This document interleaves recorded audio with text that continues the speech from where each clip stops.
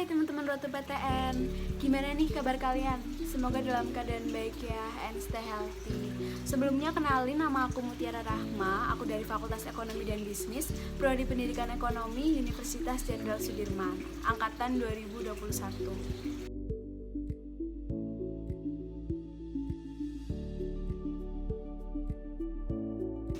Di sini aku mau sharing nih ke kalian tentang gimana sih perjuangan aku masuk ke PTN, terus strategi memilih jurusan tuh kayak gimana, and sistem belajar aku kayak apa, juga tips agar kalian tetap semangat.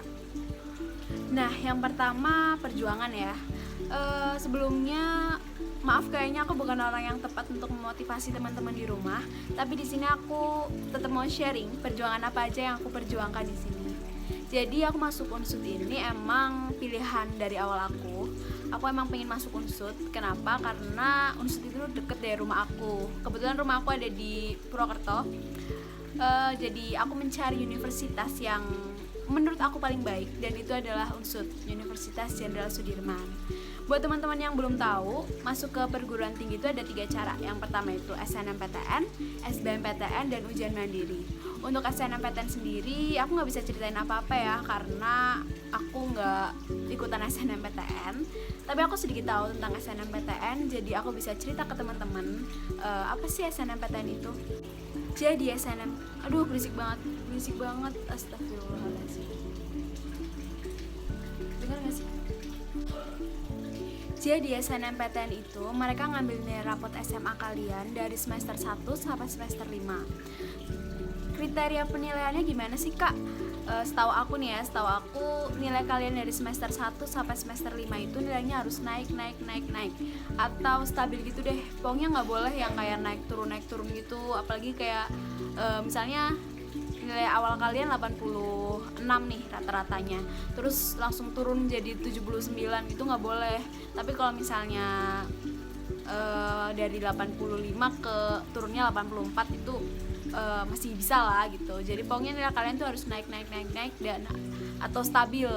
Oh ya, buat teman-teman yang masih kelas 10 atau 11, kalian bisa nih mulai menstabilkan nilai kalian. Bahkan nilai kalian harus naik ya, nggak boleh kayak naik turun, apalagi turunnya drastis banget tuh nggak boleh. Kalau misalnya kalian mau lolos SNMPTN, mau ikutan SNMPTN, begitu caranya.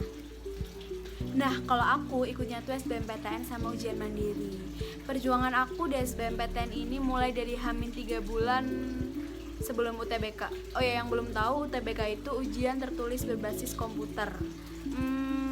H-3 bulan ini aku beli buku khusus yang materi-materi SBMPTN itu.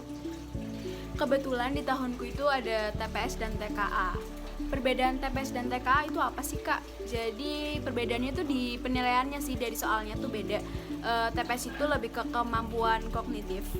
Maksud aku kemampuan kognitif itu kayak penalaran, pemahaman gitu-gitu. Pokoknya kalian cari aja apa sih TPS itu, nanti kalian bakal tahu maksud aku. Kalau TKA itu materi-materi waktu SMA sesuai dengan jurusan kalian, Saintek atau Soshum. Kalau Saintek itu untuk anak IPA, kalau Soshum itu untuk anak IPS. Kebetulan aku anak IPS, jadi aku waktu itu ikutnya Soshum. Oh ya, tapi buat kalian yang misalnya mau pindah misalnya dari IPA ke IPS, berarti dari Saintek ke Soshum ya, itu boleh. Tapi aku nggak nyaranin kalian untuk melakukan perpindahan itu, karena itu bakal nyusahin kalian juga sih. Tapi kalau kalian mampu itu nggak apa-apa. Kalian harus mempelajari dari awal gitu kan. Kalian misalnya dari anak IPA ke IPS, berarti kalian harus mempelajari apa yang anak-anak IPS pelajari gitu kan. Nah, kalau sistem belajar aku tuh kayak gimana? Jadi aku lebih sering ke latihan soalnya sih. Jadi gini, misalnya kalian garap satu soal, pas sudah garap satu soal kalian jawabin kan.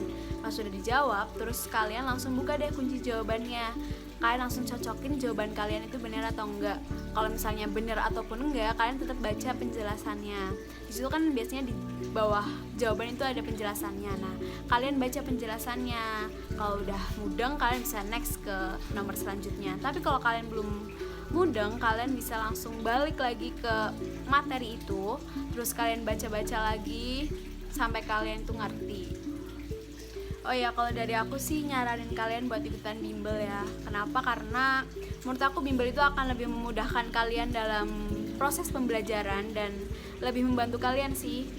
Pas sudah hamil sebulan nih, aku udah mulai males-malesan, kayak udah mulai bodo amat. Padahal itu nggak boleh ya guys, itu jangan ditiru. Pokoknya tuh belajar itu emang harus step by step, kalian harus sabar, terus telaten, nggak boleh males-malesan deh. Buat kalian yang suka pakai kebut semalam tuh, sistem kebut semalam, menurut aku itu jangan deh ya, karena belajar itu kan proses, nggak kalian belajar sekali langsung pinter kan. Jadi pokoknya kalian tuh harus step by step, nggak boleh yang pakai sistem kebut semalam. Tapi buat kalian yang emang bisa kayak gitu, nggak apa-apa, kalian bisa melakukan itu. Hamin seminggu aku mulai kebingungan nih, aku mulai cemas, overthinking. Pokoknya aku udah memikirkan hal-hal yang enggak deh. Gimana sih nasib aku besok waktu UTBK, apakah aku akan aman atau sebaliknya. Hamin seminggu itu aku lebih banyak ke lihat YouTube ya. Pokoknya aku liatin video-video di YouTube yang tentang materi-materi yang aku belum tahu, yang aku belum ngerti. Aku nontonin itu. Belajar aja itu belum cukup, jadi kalian harus sering berdoa menurut keyakinan kalian masing-masing. Berdoa agar meminta diberi kemudahan, terus diberikan yang terbaik, karena Tuhan tahu apa yang terbaik untuk kita. Pas sudah mau tes UTBK nih, aku nunggu dulu kan. Jadi sebelum masuk ke ruangan kita nunggu dulu. Waktu aku nunggu tuh aku sambil baca-baca materi gitu. Terus aku menenangkan diri supaya aku tidak stres nanti waktu mengerjakan soalnya. Pas sudah mau mengerjain soal, udah deh, ternyata buyar. Aku langsung kayak pikiran aku tuh kemana-mana. Jadi aku tuh udah gak inget apa-apa, materi apapun itu tiba-tiba tuh aku lupa. Terus padahal aku udah tahu, ini aku tahu nih materi ini, tapi aku lupa gitu. Pas udah keluar ruangan, aku pasrah. Aku udah kayak ya udahlah, udah terjadi, mau gimana lagi ya. Aku juga nggak terlalu memikirkan itu karena aku udah mencoba yang terbaik versi aku. Jadi kan pengumumannya itu H+3 bulanan atau 2 bulan gitu buat nunggu hasilnya keluar. Terus pas aku lihat hasilnya keluar nih, ternyata aku nggak lolos kan SBMPTN. Tapi aku nggak buat itu stres, aku nggak nangis juga waktu itu. Kayak aku tuh dari awal udah tahu kalau misalnya aku nggak bisa nih, aku nggak lolos gitu. Jadi aku tuh nggak kaget waktu aku nggak lolos. Terus aku cari ujian mandirinya Unsud. Jadi dia tuh ada 2 sistem waktu itu. Jadi ada yang makan nilai rapot doang, itu tapi buat kelas internasional aja sih kayaknya waktu itu. Terus ada yang nilai UTBK sama nilai rapot dari semester 1 sampai semester 6, itu buat kelas reguler sama internasional gitu kayaknya, aku lupa sih. Terus aku ikutin kan ujian mandirinya yang itu UTBK sama rapot. Nah itu aku nunggu hasilnya itu cuma seminggu doang deh kayaknya. Waktu udah seminggu ternyata aku lolos. Terus akhirnya aku lolos di pendidikan ekonomi. Sebelumnya sih aku mau masuknya pendidikan bahasa Inggris, tapi waktu aku lihat nilai aku, ternyata nilai aku tuh lebih tinggi ke si ekonomi. Nilai rapot aku juga bagusan di ekonomi, jadi aku memutuskan untuk ikut ke pendidikan ekonomi. Terus waktu lolos ya aku seneng ya, karena aku bisa masuk ke perguruan tinggi negeri. Tapi kalau kalian mau masuk swasta pun itu nggak apa-apa, karena itu juga bagus. Tapi saran aku, kalian kalau masuk swasta itu harus lihat akreditasinya, minimal itu B. Jadi kesimpulan dari strategi belajar ala aku itu, kalian belajarnya harus step by step, harus tertata, nggak boleh yang kebut semalam gitu. Kalian sering nonton video di YouTube mengenai materi-materi UTBK, terus banyak-banyak berdoa, karena itu penting. Kalau untuk strategi memilih jurusan sih menurut aku mudah ya. Jadi kalian tuh masuk ke jurusan yang menurut kalian mampu di bidang itu. Jadi kalian nggak boleh memaksakan diri kalian. Kalau misalnya kalian nggak mampu di bidang itu tapi kalian memaksakan di situ, itu jangan. Pokoknya kalian harus masuk ke jurusan yang menurut kalian mampu di bidang itu. Jadi disitulah skill kalian. Jadi kalian tuh masuk ke situ gitu. Tapi buat kalian pasti ada nih yang kayak, kayaknya aku salah masuk jurusan nih. Kalian nggak boleh ya kayak menyesali itu semua, karena itu kan udah pilihan kalian dari awal. Jadi ya ampun, berisik banget di sini guys, soalnya aku di luar di teras rumah. Pokoknya kalian nggak boleh nyesel, kalian harus tetap semangat di jalannya. Kalian harus percaya diri dengan pilihan kalian. Kalian harus berusaha semaksimal mungkin di situ sampai kalian itu bisa sukses dalam bidang itu. Kalau tips semangat menurut aku sih gimana ya? Jadi kalian tuh harusnya punya alasan untuk semangat.